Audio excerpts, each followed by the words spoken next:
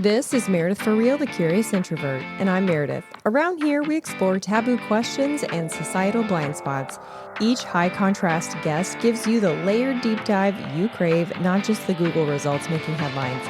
My mission, and yours if you choose to accept it, is to inspire curiosity by exploring the nuance and paradox of our world. Each episode is different, so bring your ADD and your earbuds and have a look around. Before we dive in today, I'm going to let you in on how you can help me land the best guests to get curious with. And that's through leaving a rating and review on Apple Podcasts. A healthy collection of ratings and reviews shows high-level prospective guests that the show is worth their time, which means that they are more likely to accept my invite to bring you great content. So if you haven't done it already, I would so appreciate it. It's a little gesture that goes a super long way. Today's episode is, as my guest puts it, an overhaul of what we know as real. Aliens have moved from a fun idea to think about to a reality that we've begun to digest as a part of our daily lives. And the big question is, what does this mean for our daily lives? That is likely another episode for another day. In fact, in my private Facebook group, you've told me that you'd like to hear more episodes in the phenomena category. So I am working to deliver on that. And by the way, if you would like to weigh in on future episode topics, you can request to join that group by searching Facebook for MFR Curious Insiders. But in the meantime, I know that you're going to love this episode as we cover the idea that UFOs could be time machines, free will versus feel will, and what the most commonly seen aliens look like. It's not at all what you think. He even weighs in on ancient alien theory towards the end. If you end up liking this episode, you'll also like the one I did with Diana Walsh Pasulka about how technology, religion, and UFOs are connected. It's episode 148. All right, friends, keep it curious. In case you missed it, and no judgment if you have, aliens have made it into the mainstream. Between the 2021 Pentagon disclosure and the 2023 whistleblower report the Inspector General called urgent and credible, there is little room for dismissal. So, who are they? Where do they come from? My next guest is a professor of biological anthropology at Montana Tech University. Part of his research draws on anthropology, astronomy, physics, and astrobiology to investigate UFO phenomenon. Specifically the premise that aliens may be our human descendants returning from the future to visit and study their own hominin evolutionary past. Today, he's going to help us explore hominin evolutionary anatomy and variation as we ask the question, are aliens future us? Biological anthropologist, interdisciplinary researcher, scientific thought leader, Dr. Michael Masters. Thanks for being here. Absolutely. Thanks for having me on, Meredith. This subject is so interesting, but I think people in the mainstream might be surprised to hear that somebody at the university level is researching it. Why is this subject matter important to you personally? Yeah, I mean, unfortunately, that's true. There has been stigma that's pervaded this subject for a very long time. In fact, scientists were a part of what helped shape that and sort of force the stigma into the public mindscape. But that is changing. I think people are starting to recognize that it is a real phenomenon.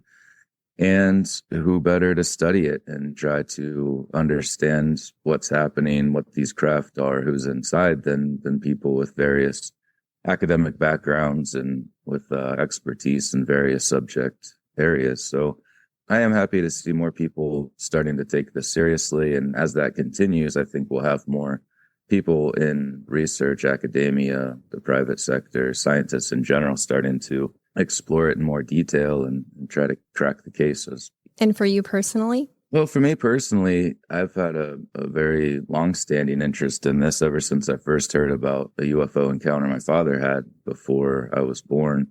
And it just really sparked my interest. It was something that was mysterious, and I've always been sort of easily bored by the banality of reality. So this was something that was anything but banal. And it kept my interest. Obviously, because of that stigma, I had to take some time and work through the system and go from assistant, associate to full professor, make sure the protections of tenure were in place before I really felt comfortable talking about it.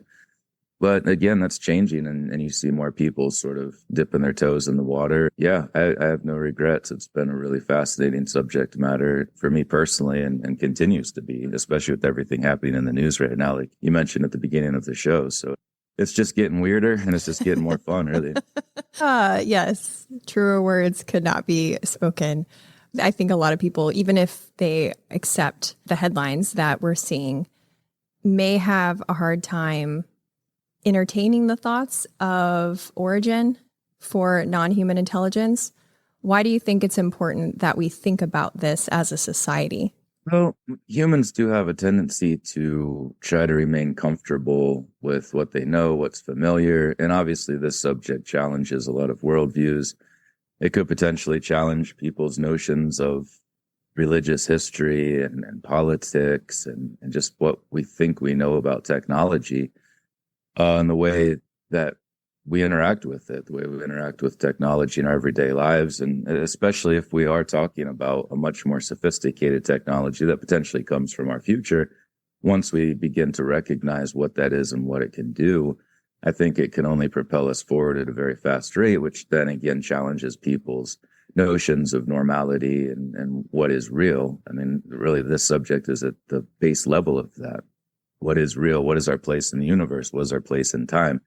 It needs to challenge people's worldviews. It needs to challenge people in general. I don't think with something like this, we can just sit back and say, well, that's not real because I don't want it to be real. I don't want to have to think about that and what it might mean for me and my own worldview and belief system, because this isn't just about these lights in the sky. This is about really an overhaul of our whole conceptualization of what is real and what our existence is. I think there's highly integrated aspects of consciousness involved. Like I mentioned, just the aspects of our religious history, the way we interact with each other on a global level, politically, economically. So yeah, we're talking about a huge upheaval, and, people aren't comfortable with that. But the more you sort of start small and just learn a little bit more and find reliable sources, then I think it'll be the same thing for everyone else that it has been for me. It's just a really interesting rabbit hole with a lot of ups and downs. It's a roller coaster ride of reality, I guess you could say.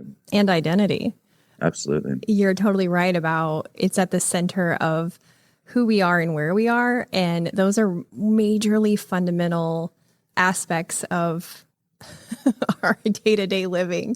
And you talk about rabbit holes, that's basically the chronic state of my mind. And so the rabbit hole that I go down when I think about the ideas of identity and location and origin, I think about, oh my gosh, some parents are still having a hard time explaining sexual orientation to their kids. And now there's the idea of like the gender identity aspect of it too, which parents are having a hard time with, a lot of them. And now can you imagine parents like trying to explain as they yet don't even understand themselves? Okay, so little Johnny, where we come from may be totally wrong, and where we're going may look very different. And those little gray men that are on your backpack, that could actually be us. I mean, it's a really interesting concept that makes me glad I don't have kids. Well, as someone who does, I've been doing this and talking about this a lot, really throughout my life. It started when I was about 8 or 9 years old that I got interested in the subject. Kids are pretty open-minded. And in fact, I'd argue more open-minded than adults. And obviously, if you're talking about quantum mechanics or the many worlds interpretation, block time or whatever, there's some difficult elements of the concepts related to this. But really, if you think about it, just saying that we have a history, we have an evolutionary past, we're here now, we're likely to have an evolutionary future. There's people there. There's people on this planet in that future, the same way that there were people in the same space in the past. We don't see them because they exist in the past, but there will be people in the future. And if they have the ability to travel through time, we would expect to see them. It obviously challenges worldviews, especially when it comes to causality and perceived paradoxes related to time travel that really aren't an issue in the way people conceptualize them. But I think kids, my kids at least, it's purely anecdote to talk about them, and they've been around it more than most, obviously. But yeah, they soaked it up and made sense. It makes a lot of sense. I mean, we know we're here. We know we had this evolutionary past. We're likely to exist in the future. Our technology is going to be more advanced than it is now. So I don't know. I mean, a lot of people just innately assume that there's these craft coming from the sky. They must be from the stars, that they're extraterrestrial. And there's a lot of problems with that I lay out in my first book, and to some extent the second. So, if we start looking at other explanations, this one just kind of makes sense. And a lot of people are coming around to that they could just simply be our evolutionary descendants. When you talk about how people have conceptualized aliens as from another galaxy and how that could possibly not be correct, that was a new thought for me. Because when I think about time travel as it relates to non-human intelligence, or I guess I can't even call them that. The new buzzword. It's the new buzzword. I gotta we ask. got past extraterrestrial finally, but now it's non-human. I know. But they might be human. Another fellow exploring this, Darren King, exo-academian is his sort of handle, I guess, but he started calling them neo-humans or some version of that. But yeah, I think we shouldn't just throw labels around. I try to use more ambiguous ones like visitors, travelers, things like that. But the lexicon's important, and it's good that you sort of recognize that and cross-checked, because I think we all need to with whatever term we choose. I'm guilty of that as well. Well, it was such a foreign concept before, something that seemed very sci-fi and fiction. And so calling them aliens, it just fit because that's not real anyway, right? For me, I can only speak for me. But as I was researching for our conversation, I was like, wait a minute. If they've been here for a really long time, millennia, then wait a minute. That's not even accurate to call them aliens. They're really more like neighbors because they belong here just like us, right? That's a good way of thinking of it, sort of temporal neighbors. Yeah, interdimensional, perhaps, definitely intertemporal, I would argue. And yeah, that's a good point. I mean, if you do have the ability to travel backward in time, we're talking about people in our past who have a more limited understanding of things like material science and physics and astrobiology, astronomy. So we could have the same people in the same ships who are perceived and interpreted in highly different ways simply because of the technological level of sophistication that people in the past have. And an analogy I like to make is if I got into one of these time travel discs, these UFOs, these flying saucers, whatever you want to call them, and I went back in time, I would look more or less the same as people 100 years ago. If I go back 2,000 years, I look a little bit different, especially if I'm going to a part of the world where my skin tone, my hair looks different. Go back 20,000 years, 50,000 years, and now we're the ones with the big heads, the big eyes, the small faces, all of these characteristics that are so commonly described in these instances of UFO encounters. So, if we can think about that same thing just projected into the future with more characteristics of our hominin clade, more derived characteristics, as we call them. And yeah, the more sophisticated technology that we don't fully understand because it seemingly defies the laws of physics. We just don't comprehend what those are yet. But if we get to that point and we start using them, we'd expect to see exactly what we see, blipping in and out of our temporal reference frame. It's a very commonly described characteristic of these craft. They just sort of appear and disappear, which is something we would expect of a time travel device. So there's a lot of ways of conceptualizing this, but even just starting from our own present and projecting that backwards, we can understand potentially what's going on with what is likely to be our future descendants. So back to the question I kind of stumbled over earlier about where they come from, right? Is the aliens or future us theory proposing that they're coming from the future back to our timeline and their future is also Earth? Well, I have no way of knowing that, but it's a good question. I would assume that Earth survives. We're obviously not making the best decisions with regard to the way we treat the planet. And you sort of have this tragedy of the common situation just because we're all sharing the same Earth now. We're not localized populations. We're a very integrated global economic system. But I would assume, and it's purely speculation, that, yeah, we're talking about people on the same planet simply coming back to visit various periods throughout the past. However, it's possible that we do become interstellar. These ships obviously go very, very fast. There's no doubt about that. So it's possible that we colonize other planets and maybe after a given period of time return to Earth in the past to visit from those planets. Possibly we colonize the moon or Mars. But regardless of where we live, think there's a lot of indications that it is us, but I certainly can't say where they're coming from specifically in that future, if they are in fact future human. And you have said in some other interviews that not all of the neo-humans, I love that. I really enjoy Darren King. I was on Calling All Beings podcast where that's how we met, and just really enjoyed his thoughts around all of this. So I think I might adapt that for our conversation, neo-humans. It's broad enough that it should last more than 2 weeks. In some other interviews that you've done, you've talked about how the neo-humans aren't all grays, and they aren't all mantids, and they aren't all, all of these other forms that we see pop up, that some of them look exactly like us. And in your second book, which documents, I think, 15 well-researched alien abduction cases, I was curious, were there any of those cases in your book or that you've otherwise come across where the neo-humans looked just like us at this time? Yeah, absolutely. In fact, that was sort of a mistake I made, or at least I didn't have access to the same information when I wrote my first book, because I was really looking at this in the context of long-term evolutionary trends and how those trends, if continued into the future, are likely to result in this archetypal gray alien, sort of the cliche, stereotypical alien form with the big round head, the big eyes, the small face, lack of hair, and frail body, but still in possession of all of the same homologous characteristics that we have and that we share with other animals on this planet. For instance, tetrapods go back about 400 million years into the past, where you have 4 limbs. Within that, pentadactyly having 5 digits on each limb, and they're ubiquitously described with those same traits.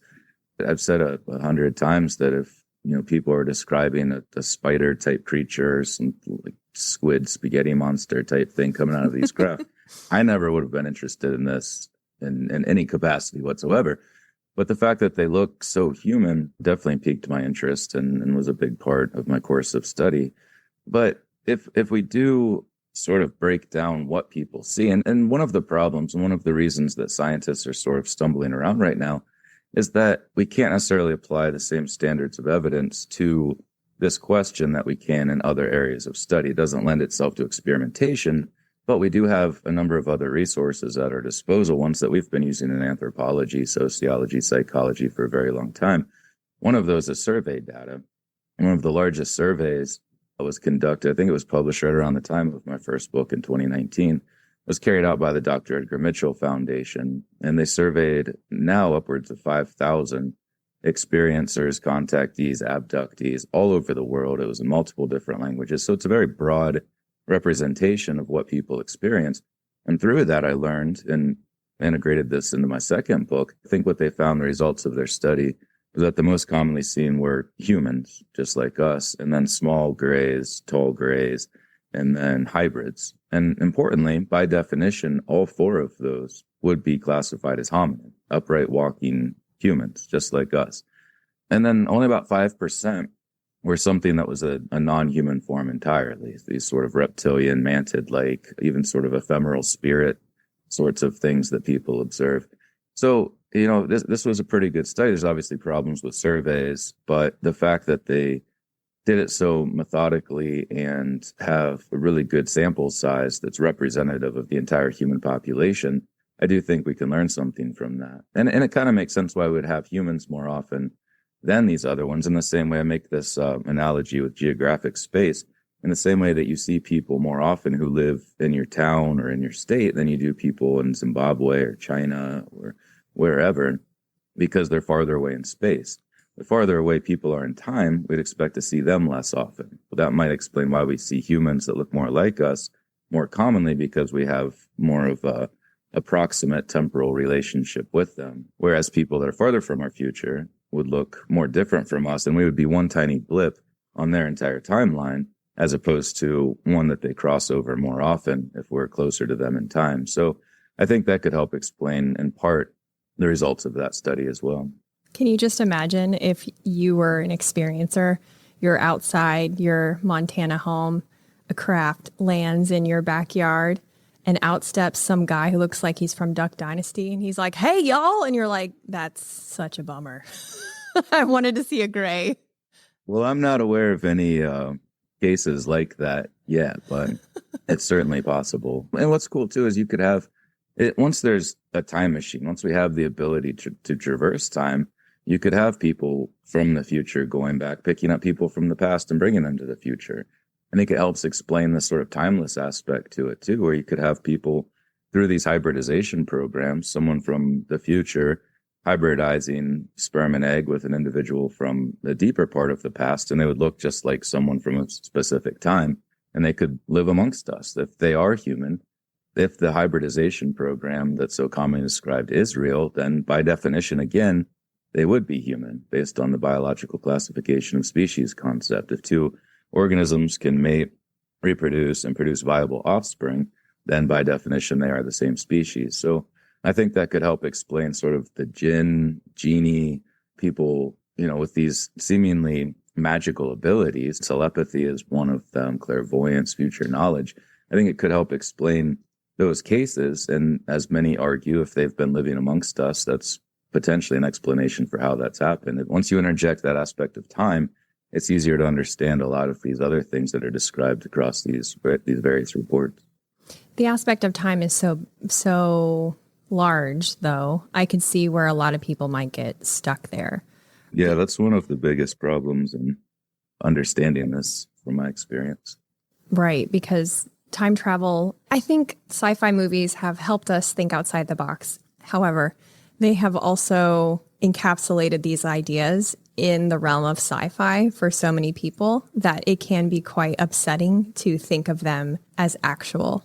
Yeah, and some have done more harm than good, too. Like Back to the Future, for instance. It's not how time travel works. You don't go to the past and then screw something up so your parents don't get together and then you start disappearing from photographs and things like that. There's self-consistency in visiting the past. I would highly recommend a book called The River of Time by Igor Novikov, who championed and got very broad acceptance of his principle of self-consistency, where you're going to the past, you're interacting with that past, but you're not changing anything. And that's an important aspect of understanding the block universe, or block time, also known as landscape time, where anything you do in that past, you will have already done before you even go to do it, because it's a part of that past. You're just going back in time to do the same things that you had always done. And when you get back to the future, nothing's different, because you simply did that thing that had already existed as part of that past. So you can have all of these very intricate relationships within the block universe where you're not making any paradoxical situations. You're not changing any timelines. You're just a part of it. You have this inherent self-consistency in the block universe. And so, yeah, a lot of ways in which time travel has been portrayed, it's easier to write a screenplay with the ability to change the past. It's very difficult to write a book or a story or a screenplay which adheres to that inherent self-consistency principle. It's not as interesting, some could argue, either, because you want that change for your storyline. It adds another element to it. There have been examples where it was done well. There's a great show, I think it was a German show called Dark, that was on Netflix. I think there were 2 or 3 seasons of it, but the first 2 seasons especially, they really do a great job. Clearly they had some physicists or philosophers that were consulting for this show, because it's very well done and certainly adheres to the block universe model and is still entertaining. My last book, the 3rd book I wrote, it sort of centers on this issue of change versus no change, the many worlds interpretation, changing timelines versus the block universe model, and comes out on the side of one of those. I won't say which, but it's hard. It's hard to write stories about time travel in general, but when you have the freedom to make it however you want and you're not concerned about presenting something accurate, then it can kind of screw up the minds of people who are watching that thinking it might be real. Well, it's hard to probably write entertaining scripts when the characters presumably don't have free will, because their actions are predetermined by their personhood. So that's a good point too. Story over. Oh, kind of. I mean, we all feel like we have free will. I started calling it feel will instead of free will, because once you recognize that we don't, it doesn't really change anything. We still feel like we're making decisions. We still go about our lives the exact same way. We still talk about the future as if we have a choice. What do you want for dinner tonight? Well, I'd like this. What do you think we'll have? None of it matters. It doesn't change anything. It's just, doing the things that you were always going to do. And I don't know. For some reason, that bothers people. It's never bothered me at all. I think it's actually kind of cool. It's like just, kind of riding along in the passenger seat of life and watching things go by. Beautiful scenery and whatnot. So where did the concept that aliens are future us originate from? I don't know if you can really find a point where it first appeared. I assume people have been thinking about this for a long time because it seems to be the most parsimonious explanation. It's the simplest, most intuitive one. In my second book, I did try to identify all the people I could who have presented this in some way, whether it be a paper or a book or a film. And the idea has been around for a while. There's even songs. There's a song by, I forget the name of the band, one of the guys from Genesis, but it's called Aliens or Future Humans or something that spells out the exact theory in the title of the song. And the whole song is about that. So there's definitely been people arguing for this for a long time. There's even been physicists that were involved with the alleged crash at Roswell who said, that this is a time machine. So you can find instances like that going back to the 40s. But really, the idea has been around for a while. My role is just kind of to integrate it with various fields of science. So I took a multidisciplinary approach, looking at why, through astronomy and astrobiology, the extraterrestrial hypothesis has some problems and why that might not be the best explanation for this. It still could be an aspect of it. The extraterrestrial and extraterrestrial models are definitely not mutually exclusive, but there are some problems. And then, in physics and philosophy, looking at time, how backward time travel might work, especially with regard to what we were talking about earlier with self-consistency in the block universe. And then obviously the anthropology side, the human evolution side, because the most dominant trends throughout human evolution are encephalization. We have about a 3-fold increase in the size of our brains. The parietal lobes expand mediolaterally, which is something that's described in these instances of close encounters too. They have these big round heads. And that's actually a trait that defines anatomically modern Homo sapiens sapiens, as we're characterized by something called neurocranial globularity, which is just a big round head.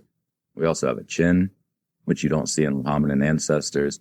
And that's simply because our faces, our mid and lower facial anatomy have retracted and gotten smaller to the extent that we have a mental eminence. The bottom of our jawbone, our mandible projects outward. So if these same trends continue, and there's no reason they wouldn't, I'm not speculating about what might happen between now and then, about where we might live, if we live underground or in space or anything like that. It's simply based on the continuation of the same 6 to 8 million year trends that we see in the past projected into the future, and how much those match up with the descriptions of these beings that are seen inside these ships, which under themselves seemingly have characteristics of a form characteristic of the function of backward time travel. I think the disks are the actual time machine themselves. It's interesting to think of what we've always called UFOs as time machines instead. I've been thinking about that since, we kind of set up this conversation. You said 6 to 8 million years. Do you think it'll also take that long for us to get from where we are physically now to the point of being anatomically like the Greys? No, because another characteristic of hominin evolution is a very steep acceleratory curve. We see an acceleration in the way these changes are taking place. And there's a number of factors involved in that. One, more recently, is that we've domesticated ourselves. We're characterized by self-domestication, really beginning about 30,000 years ago. And then that started accelerating even more after agriculture. We became sedentary. We had selection for more pro-social behaviors, collaborating with others, an individual level and group level. And then that sort of set in motion other characteristics that we see with the domestication process. We see those same ones in humans.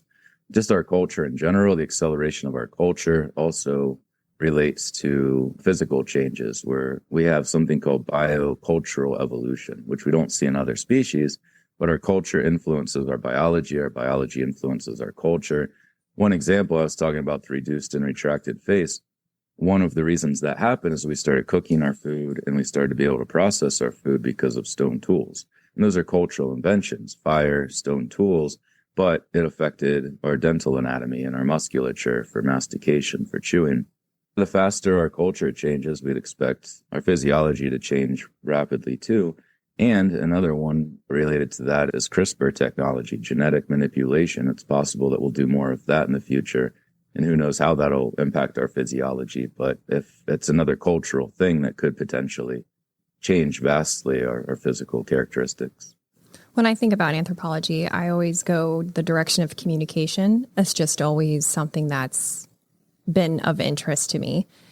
When you think about our evolution and the idea of form following function and these neo-humans, they're operating on a different conscious level.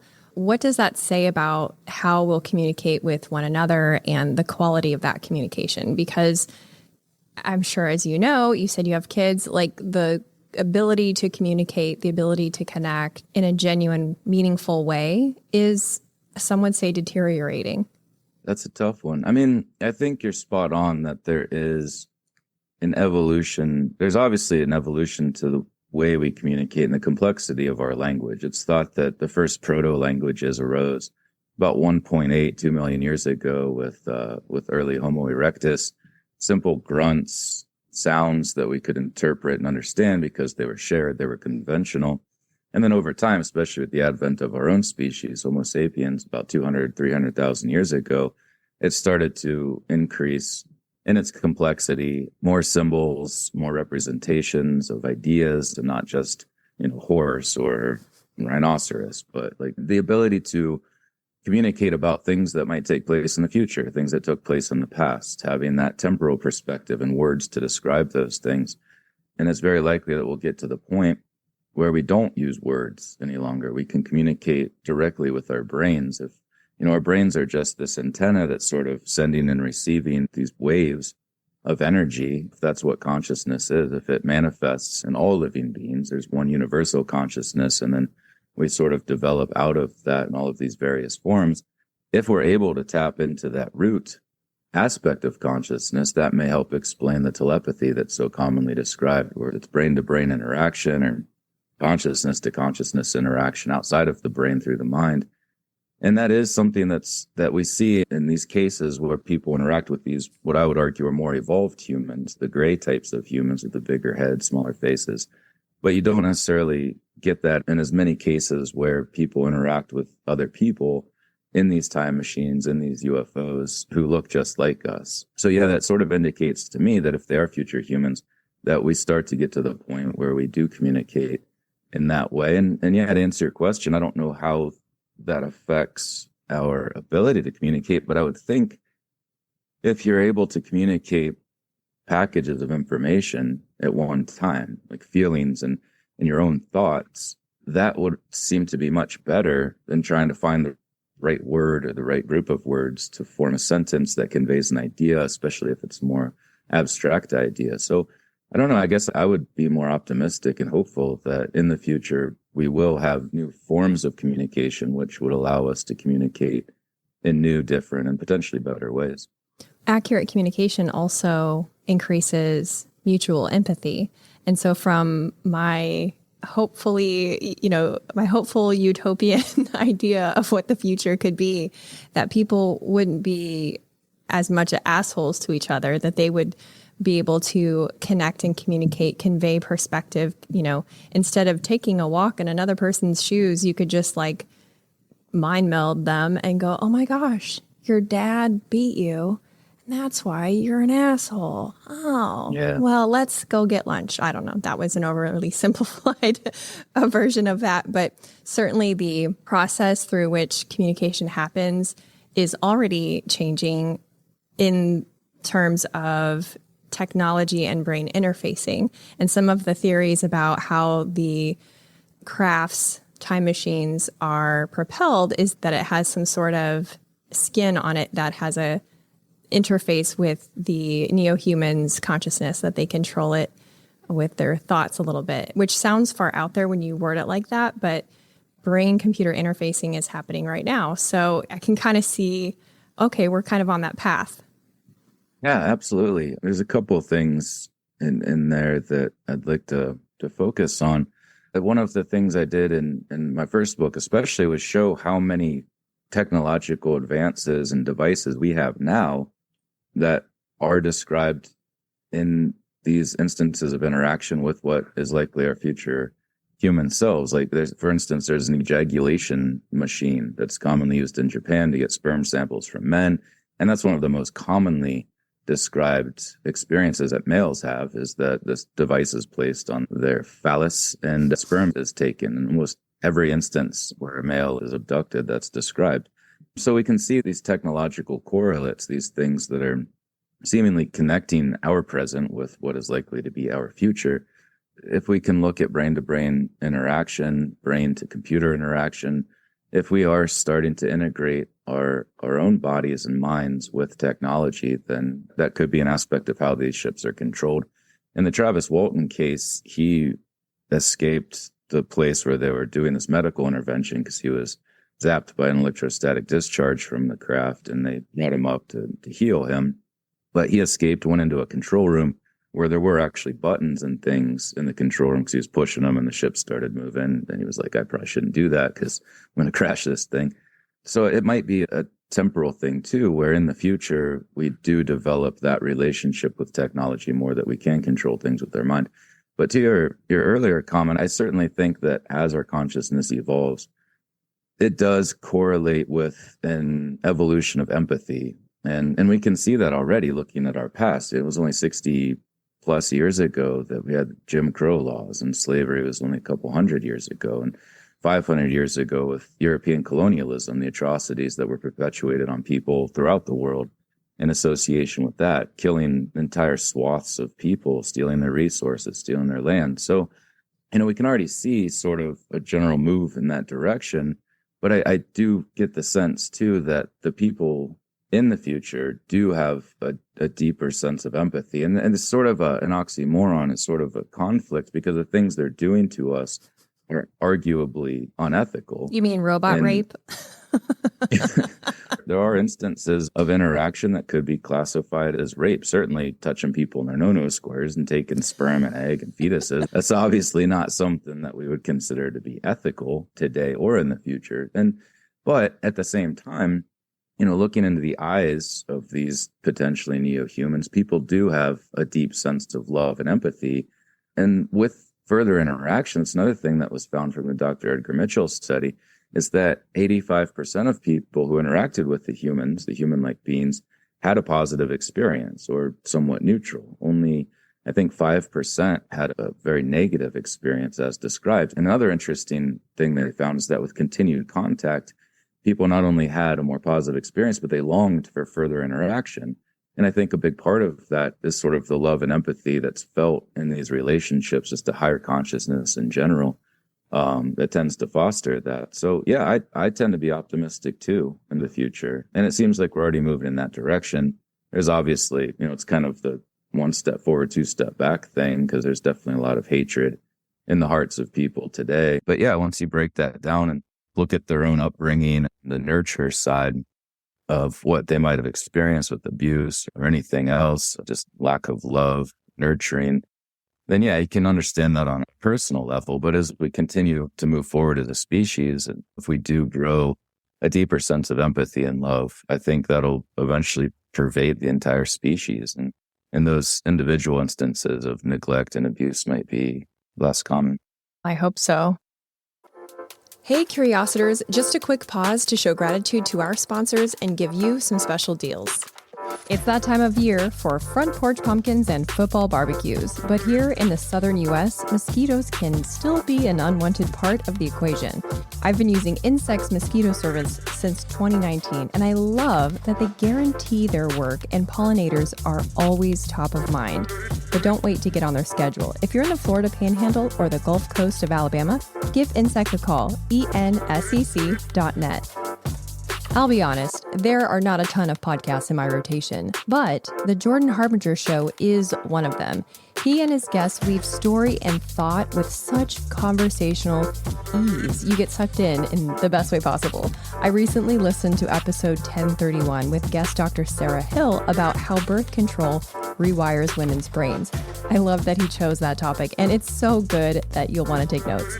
I also really love episode 784 with Rami Romani, who shares incredible stories of ancient and modern-day Egypt, including a super intense escape story with him and his wife, and the truth about ancient Egyptian curses. I mean, just from those 2 episodes, you can see how varied his topics are. You can't go wrong with adding the Jordan Harbinger show to your rotation.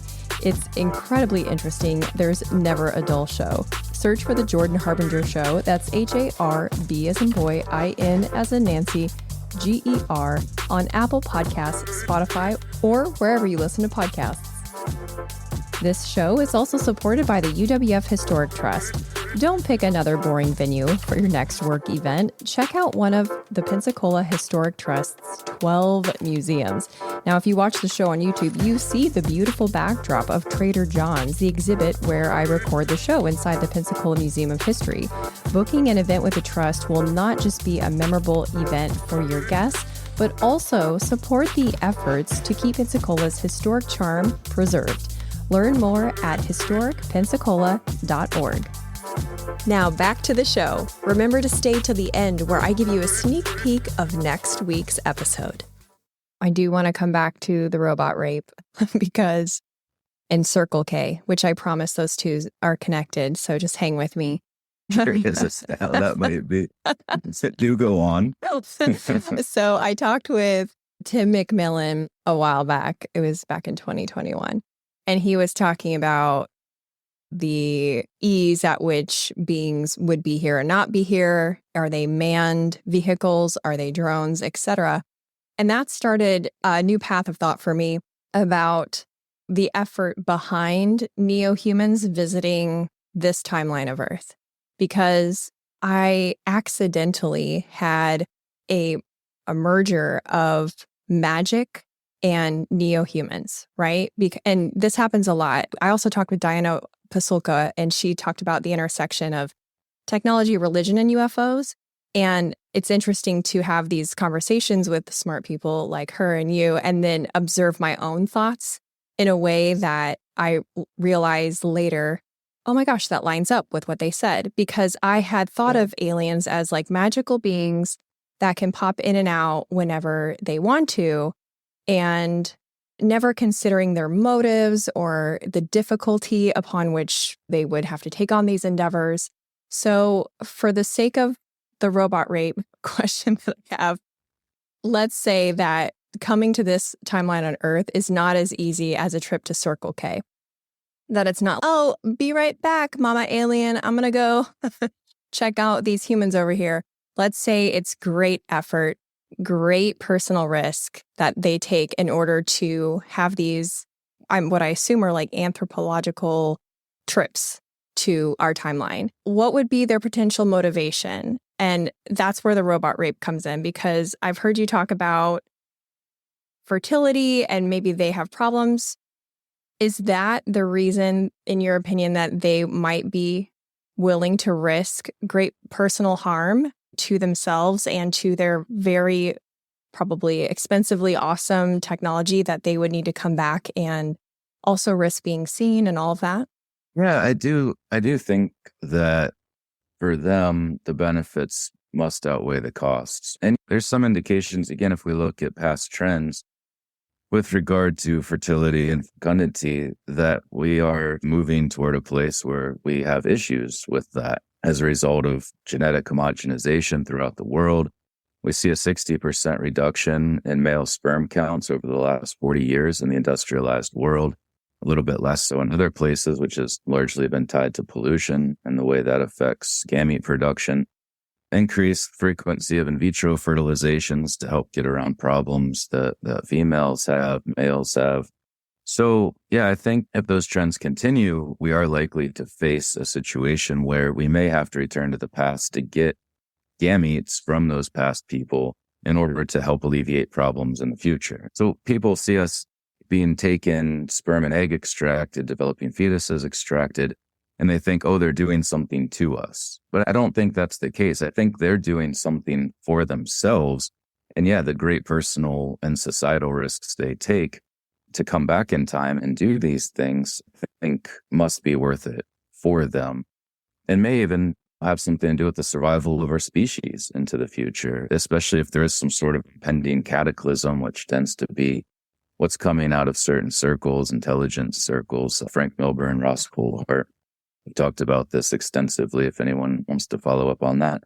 Then potentially we're looking at a very strict bottleneck in the human genome, in the human population, and the only place to sample wild type genes to help diversify a very truncated human population might exist in the past. So it's very likely that they're doing this for themselves, and that's why we see that aspect of fertility, gamete sampling, so commonly described. And there's other aspects to that too, but I do think that is an important part of it and potentially why that's so commonly described in these interactions. If I ever get the chance to interview a neo-human, I'll ask them this. That's the hard part is Yeah. why. Why is difficult in the archaeological record. We can see the material remains of past civilizations and what they made. We can't know why or what symbolism it had, what meaning it had for them. And the same thing applies here. We can see what they're doing, but the why question is difficult. I do think, like you said earlier, that there is an anthropological research side to this, and acknowledging my own biases as an anthropologist who studies evolutionary change and cultural change. There seems to be a lot of correlates with what they do and what I would do as a modern anthropologist. If I had access to backward time travel technology, I'd be taking skin samples, hair samples, fecal samples for analyzing their diet. I think that can help explain the ubiquity of the anal probe aspect of this. And yeah, sperm and egg, taking gametes for whatever purpose that I don't believe is nefarious. I do think it's something that benefits them in some way. You said ancient civilizations. I gotta ask, ancient alien theory, thoughts? I obviously don't subscribe to the whole aliens built the pyramids thing or aliens doing anything that past people were certainly capable of doing. And in fact, it's racist to say that these people couldn't have done that without help. And it's never European groups. It's never Stonehenge or anything like that. It's always these temples in Mexico or Middle East or somewhere else. So people of those times were certainly capable of doing those things.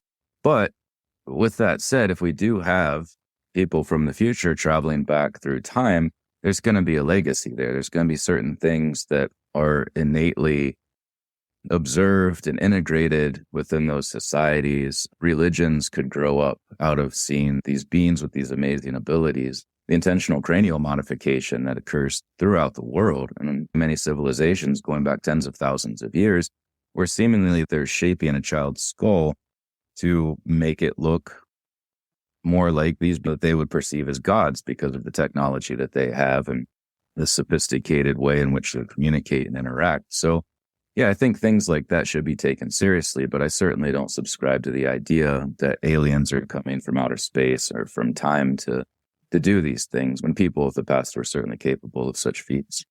Yeah, we tend to think of time as linear and upward always, and it's not that way. But especially as Western people, especially in the US, I'm afraid we have a pretty narrow lens through which we observe the world. We observe it through a very US-centric, Western-centric lens. And so it does impact us. But the good news is there's plenty of people out there who are, A, curious enough about their own thoughts to question them, which I applaud that. That's what the goal of this show is. Great. And who, B, are really seeking out a more complete version of our human history. And now we get to add to that a more potentially complete version of our human future, which is pretty exciting. Earlier, you mentioned Roswell, and in David Grush's interview, he talked about a being that was alive being captured from that crash, and that the U.S. brought in a linguist to try to communicate with the being. I can only imagine you, not as a linguist, but you as an anthropologist. What do you imagine that would feel if you got the call from the U.S. government and they were like, Dr. Masters, we need you? I think that would be amazing to be able to interact with someone who originated in the future. There's obviously a lot of questions. People always ask me if they came back and picked you up, where would you want to go or when would you want to go, expecting that I would say visit my favorite hominin group from the past, but I would want to go see that future they came from. I think it would be far more interesting to see where we're going as a species technologically, culturally, with regard to empathy and consciousness, like we were just talking about, to really get a sense of what the future of the species looks like. Because sometimes it's depressing to live in this time with all of the political turmoil and economic disparities and whatnot. I do have hope for that future based on what these individuals are like and what they do and how they interact with us if they are from the future. I think it would be cool to see that. And yeah, if we had the ability to sit down and talk to one of them here in this time, I think there's a lot we could learn from that too, and probably have, because David Grush said we have retrieved craft, and as part of those trashes, there's people inside, there's bodies inside, there's visitors, beings. I forget what he said specifically. And yeah, we crash stuff all the time, and we don't die every time we crash. So it's likely that they survive some of those too. And maybe these interactions did take place. There's no publicly available proof of that currently, but I think it won't be long before we all recognize that did happen, probably numerous times. The aliens is our future us theory. How has it changed how you see yourself? I guess I see myself as a lot busier now than I used to be. When I was just doing research on ocular issues, juvenile onset myopia, astigmatism, things like that, I was working hard, writing grants, writing papers, but certainly not to the extent that this subject has taken me down another path. But it's given me a much better understanding of humanity. And it's the main thing we study in anthropology is what it means to be human in all of these different capacities. We have these various subfields because humans are extremely complex animals. So we have culture, anthropology, archaeological, linguistics, biological. And I think this subject sort of forces you to see all of those in the context of this question much more holistically, because we're talking about, like you mentioned, language, the evolution of culture, the evolution of our physical form.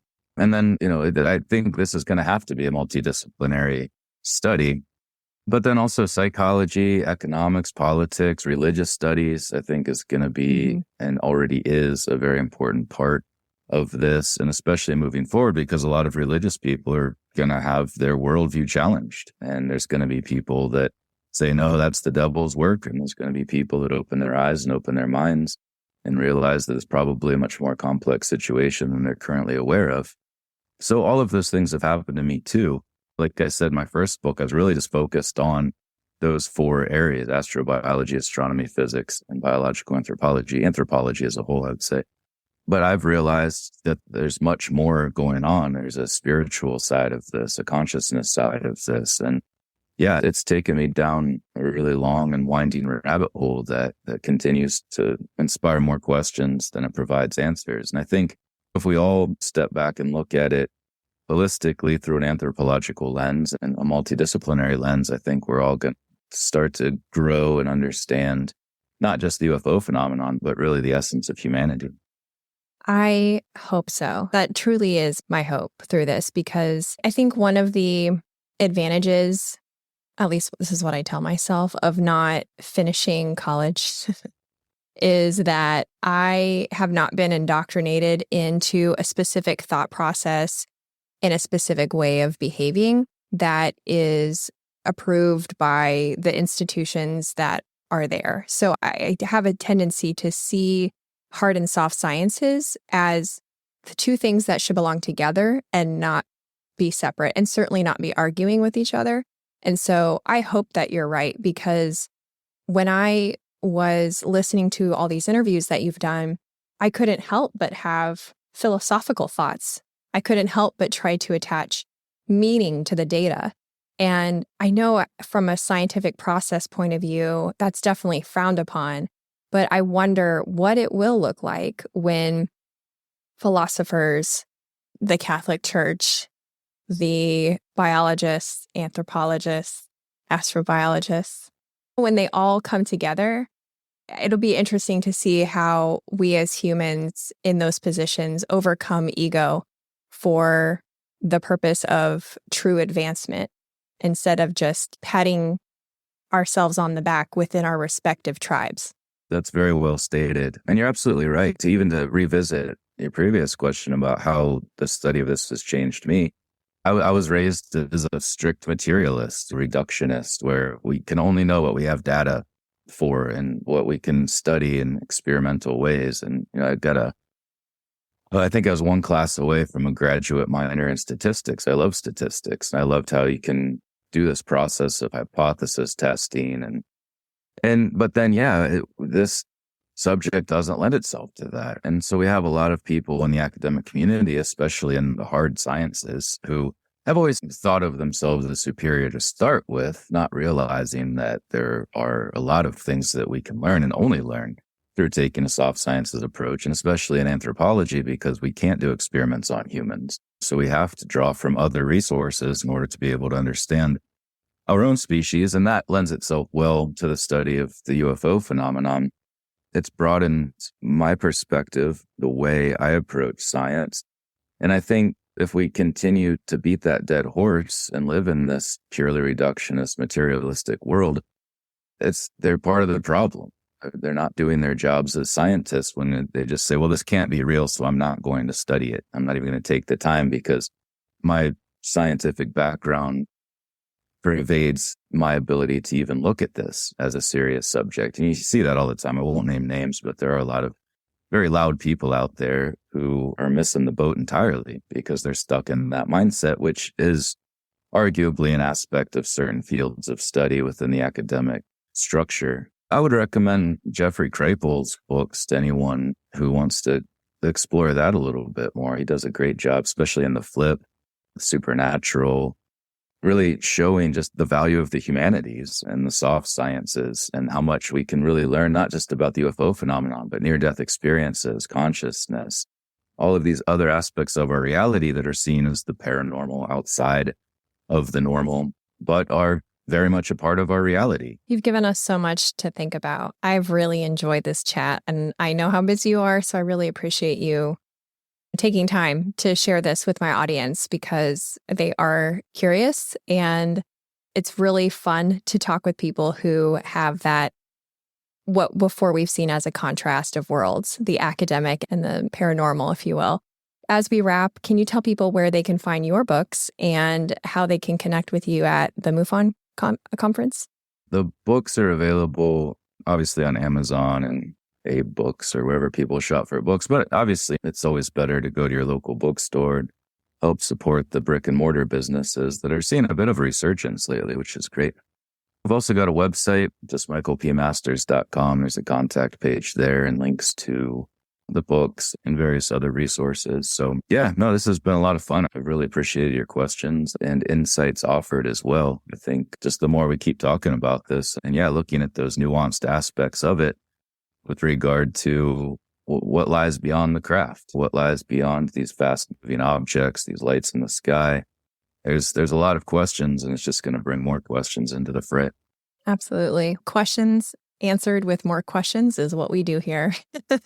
So thank you again. Thanks for listening. Remember, a healthy collection of ratings and reviews on Apple Podcasts shows high-level prospective guests that the show is worth their time, which means that you get even better content to get curious on. So please leave a rating and review to help me bring you the guests that you deserve.